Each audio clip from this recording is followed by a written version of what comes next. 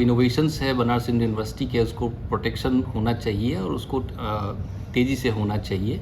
और उसी क्रम में एक और पहलू है कि पेटेंट तभी और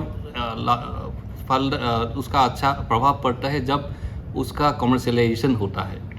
उस संदर्भ में आज जो टेक्नोलॉजी ट्रांसफ़र हुआ है, यूप्रिस बायोलॉजिकल्स ने इस टेक्नोलॉजी को कमर्शलाइज करने के लिए आज एग्रीमेंट साइन किए हैं और ये बनारस हिंदू यूनिवर्सिटी का ये पहला पेटेंट है जो कमर्शियलाइज लेवल पे जा रहा है।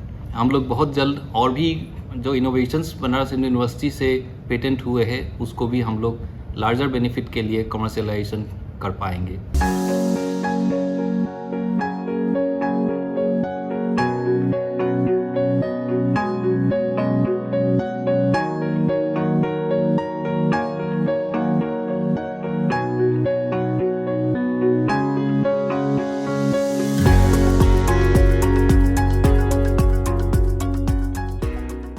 Curcumin is a natural antioxidant and it is known to all. What we manifested as a problem is it was insoluble in water and its viability was quite poor.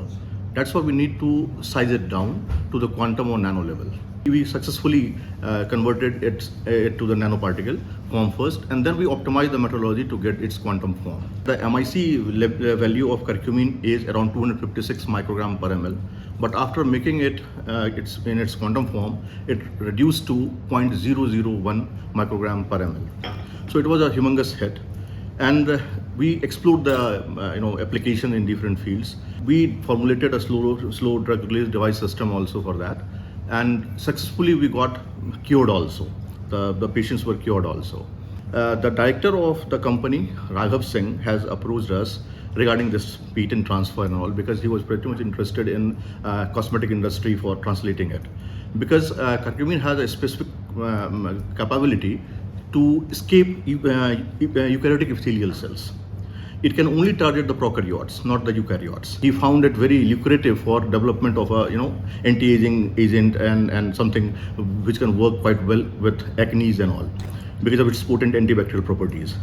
And further, we have discussed, me and him has discussed a lot regarding this, what further we can do with that. After getting into the venture of cosmetic industry, he may switch into the pharmaceutics also. This is how the thing started, and we are here right now.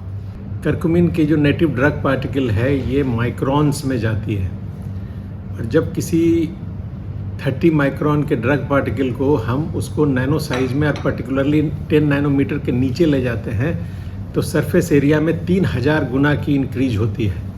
तो 3000 times अगर हम किसी drug particle के size को ही, surface area को ही बढ़ा दें तो उसकी एक्टिविटी भी 1000 टाइम्स बढ़ती है। इसीलिए इसके बहुत कम मात्रा में किसी भी कॉस्मेटिक्स में या ड्रग्स में इस्तेमाल करने पे वो अचीव किए जा सकते हैं जो मिलीग्राम्स या ग्राम्स में करक्यूमिन शो करता है।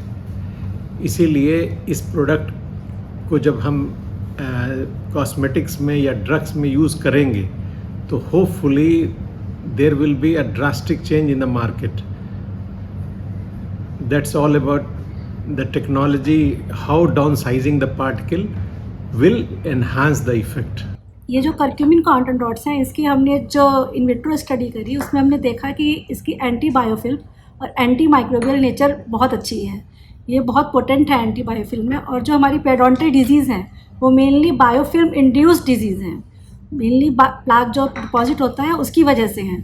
तो जो करक्यूमिन कॉन्टेंट डॉट्स है, यदि जो प्रोडक्ट्स हैं उनमें करक्यूमिन कॉन्टेंट डॉट्स होंगे तो उनको हम डेंटल एप्लीकेशन में बहुत अच्छे से अप्लाई कर सकते हैं, और वो बहुत पोटेंट पेरिडोंटल डिजीज़ के प्रिवेंशन के लिए और एज वेल एज ट्रीटमेंट के लिए बहुत हेल्पफुल हो सकती हैं।